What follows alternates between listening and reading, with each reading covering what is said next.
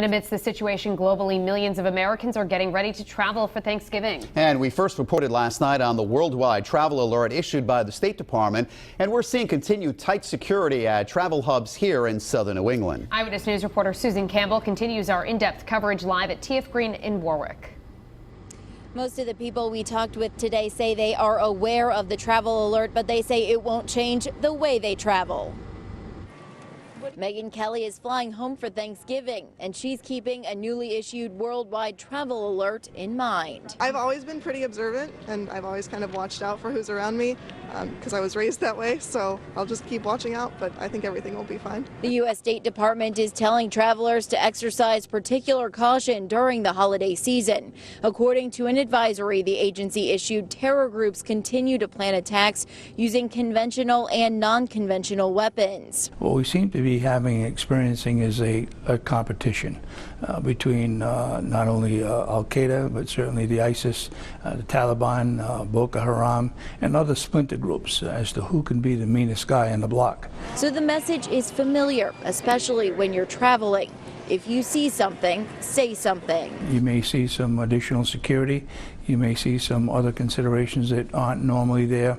But at the same time, nothing replaces awareness by the individual. We've also learned to minimize the so-called insider threat. According to CBS News, random employee screenings at airports nationwide are expected to be increased. TSA officials tell me today they stopped a person here at the security checkpoint with about 100 rounds of ammunition. The TSA says there was no security threat here. Coming up new at 6, what the TSA wants you to know about traveling this holiday weekend. Live in Warwick with the West Bay Mobile Newsroom, Susan Campbell, Eyewitness News.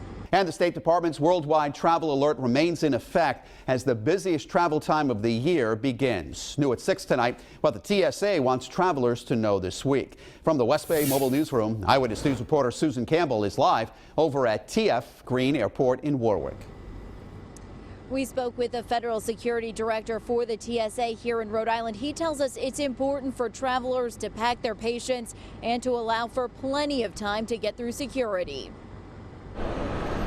All across the country and right here in Warwick, it's a busy travel day. I'm originally from Orlando, Florida, which I'm flying to right now for Thanksgiving. Right in time for the holiday weekend, the State Department issued a worldwide travel alert, warning travelers that terror groups, including ISIS, continue to plan attacks using conventional and non-conventional weapons. It really doesn't change the way we do what we do because we already have things in place. I mean, we're trying to be as thorough as we can possibly be.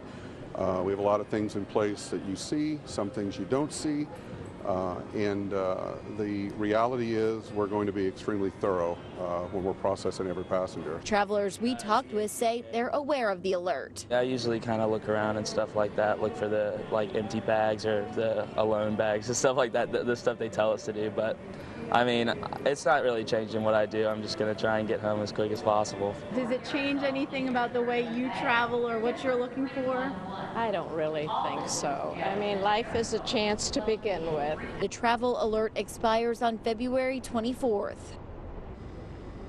The State Department is urging travelers to sign up for the Smart Travelers Enrollment Program. We have a link to that on our website, WPRI.com. Live in Warwick with the West Bay Mobile Newsroom, Susan Campbell, Eyewitness News.